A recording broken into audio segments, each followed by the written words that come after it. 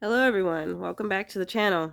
This is the longer video I was talking about, but it actually might be shorter because I realized I said a lot in that previous video about Slab City while I was still there. I have a cold because I just could not figure out how to heat my camper and the dramatic temperature changes out in the desert. So now I have a cold and very much my own fault for not figuring that situation out. But, if a cold is all I walk away with, then that's fine because there are some people that got COVID right before I left. So I'm totally fine with that. Um, and I got this shirt souvenir. Bam. I did not get this from the store next to the hot spring. I got this from the place that's actually closed, but the lady was kind to let me in and give me a shirt.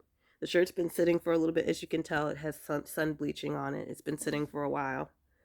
Um, but shit, I love it. Um,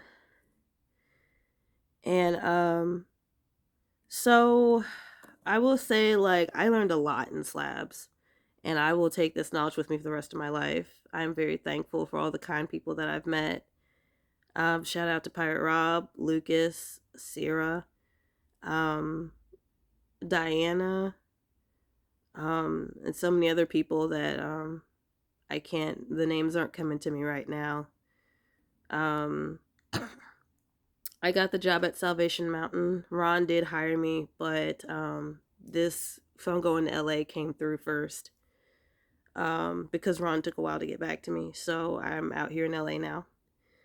I came out here for a party, but we might not be able to go because the tickets are expensive. So we might be doing something else for New Year's, but I'm fine with that. I'm very thankful to be back in a climate controlled environment. Uh, Hot shower not far away, toilet not far away. It really is the little things that add up. You need to realize that you don't have them. Um, I would like to think I never took those things for granted, but I probably did. Um, and I am most thankful for all the people that I've met and all the knowledge that I've gained.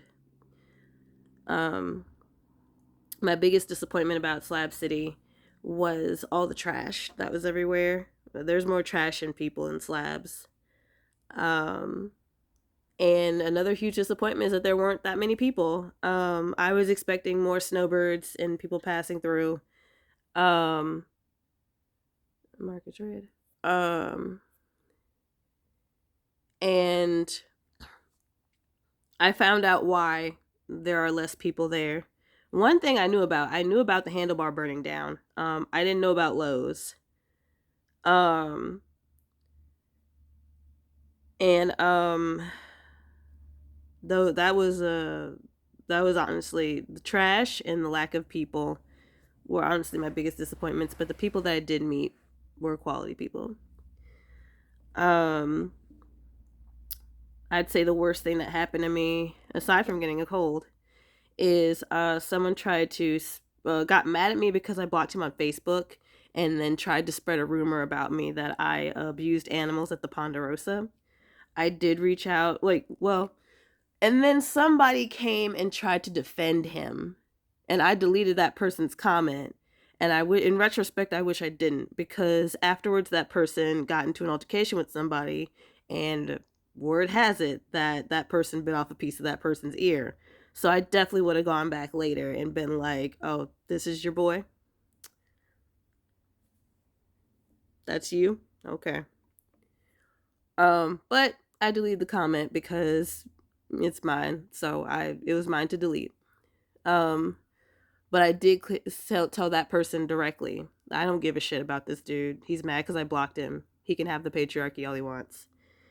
Um, what I need y'all to understand is I didn't hit anybody's dog to Ponderosa. Um, and that came from a post that I made about having to uh, defend myself from dogs that were trying to bite me on my way leaving flamingo camp. So yeah, I would say that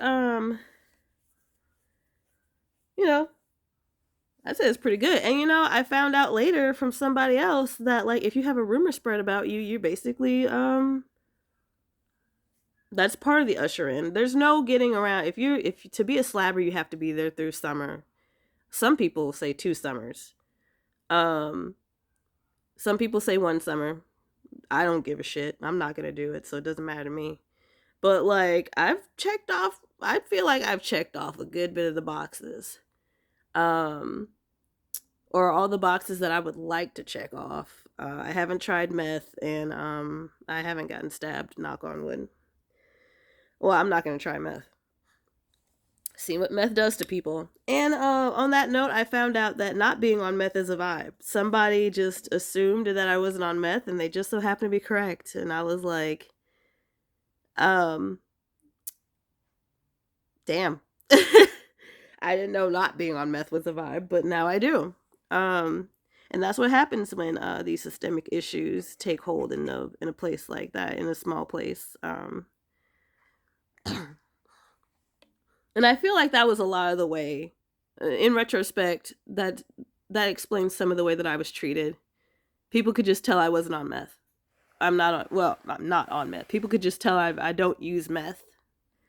Um, I was very naive going to Slab City in the condition that I went in, but had anything else happened, I probably wouldn't have met all the people that I met because I needed a lot of help. And if I do return to Slab City, I'll very likely become more prepared. I already have plans to go back, not next year, but year after next, 2024. I'm going to move to Pennsylvania and do things out there before I come back to Slabs. Um, and it was is a really wild ride. When I one thing I'm gonna do in preparation for my own sake, so I don't catch another fucking cold, is go back earlier. I plan on being there for Halloween and Thanksgiving, rather than being there for Thanksgiving and I didn't make it to winter solstice. Winter solstice is the 20th tomorrow. Um, but there's a big gap between holidays and they all bunch up. So oh, speaking of which, happy Hanukkah and happy Kwanzaa. Um, so yeah, Halloween and Thanksgiving rather than Thanksgiving and seeing how long I can make it because that was rough. Um, but the people around me definitely made it less rough. And I love and appreciate everybody who's been neighborly. Um, and to that person that tried to start a rumor about me because he got mad that I blocked him, and then got into an altercation where he bit off a chunk of somebody's ear. I hope that person gets help. Um, I hope they go home to where they are better supported because Slab City isn't for everybody and it has a way of weeding people out. Somebody told me that Slab City will let you know if it's for you or not. And Slabs is like a very yin and yang. There's a general that is, for those of you who don't know, it's a former military base. And the general that ran that base was a general that enjoyed torturing the Japanese internment camp victims. So there's that energy there in Slabs. And then there's Love Mountain / Technicolor Mountain that is just created of just nothing but pure love on the other side of it. And some people pick up on those energies and some people don't. But knowing that is there, it really explains a lot because energy can't be created or destroyed, only changed. And I'm glad I got to learn about. I didn't even know about Love Mountain before I got there. I said I was on my way here, and people started talking to me about it in Arizona, and I was like, I don't fucking know. I'm also glad I didn't go to Phoenix this time. Speaking of that, I'm glad I went to Flagstaff and Tucson because those places are way better than Phoenix. Phoenix is gentrified to shit. Not that Tucson is a gentrified, not that they're not trying to gentrify Flagstaff, but like Phoenix is the Phoenix is what happens if you let gentrification take hold in Arizona. And I would much rather Flagstaff and Tucson maintain their identities because they're very great places with very great people. Um, but back to Slab City. Um, I am not going to tell anyone not to go to Slabs. Depending on the person, I would say, either just pass through or stay for a few days or whatever. If you can make it work, stay there weeks, stay there months. Maybe Slabs is for you. I will not push this narrative that Slab City is more dangerous than anywhere else. It is not. The sheriffs do pass through there. You can call 911. And hang on a second. All right. I'm staying with kittens, by the way, and they're both female, so I'm less allergic to females. People who are allergic to cats are less allergic to female cats. Um, and they have plenty of stuff to play with on the other side of the room, so I'm good. Um, and it's like the police are as effective as they are anywhere else. Slab City isn't more or less dangerous than any other place you can think of. LA, like Albuquerque, Shreveport, Tucson, anything.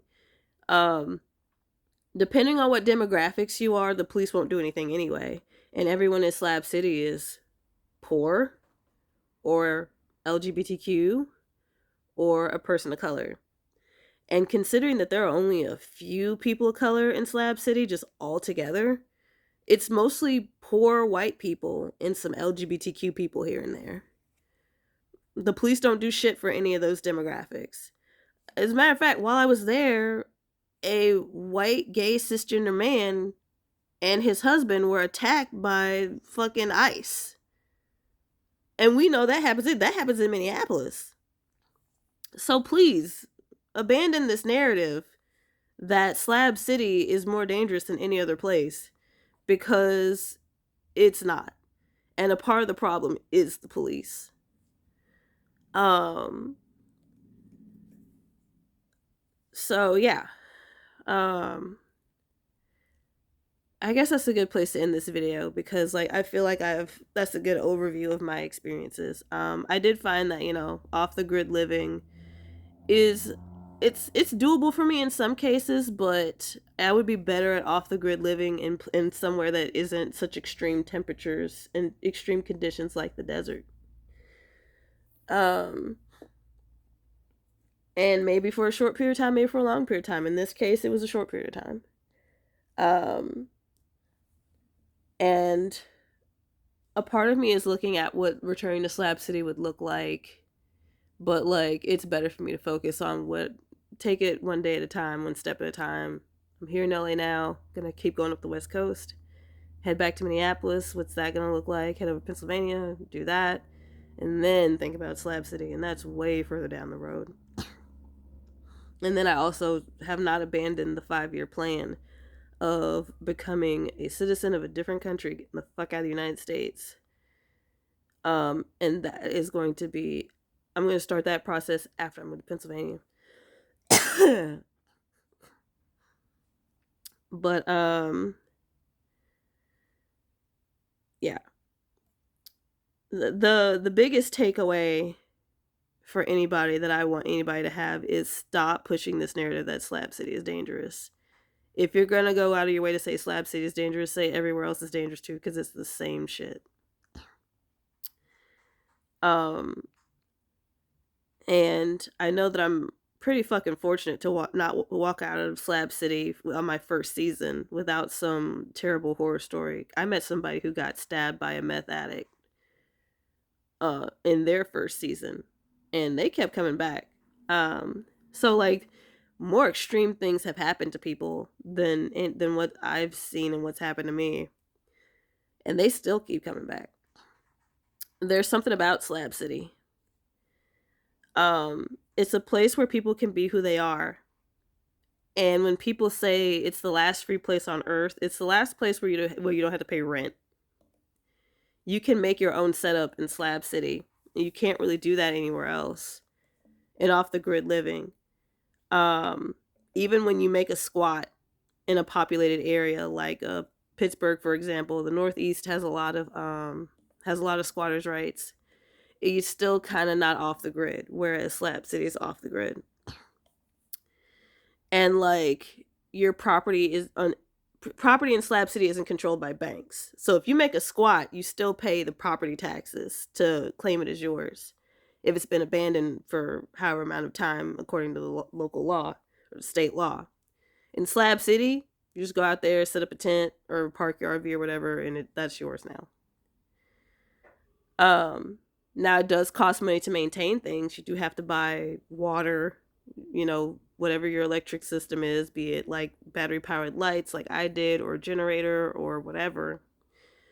But you don't have to like pay rent. And like if you want to get up and go, you just get up and go. Not like a house, not like a squat. Depending on what you do. Well, I mean, there are long-term squats and there are short-term squats. But it's not, Slab City isn't squatting. They live there. And it's off the grid and it's not owned by a bank. So it's not squatting.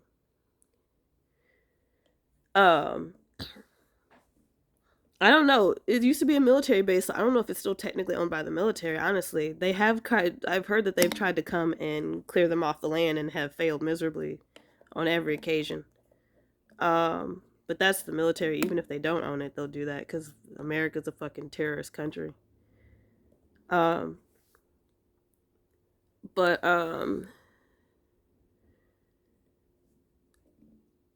yeah, that's pretty much it. Thank y'all for watching the video. Sitting through almost 20 minutes of this. Take care of yourselves and each other. Make rapists and racists afraid again. And I'll see y'all on the flippity flop. Ma'am.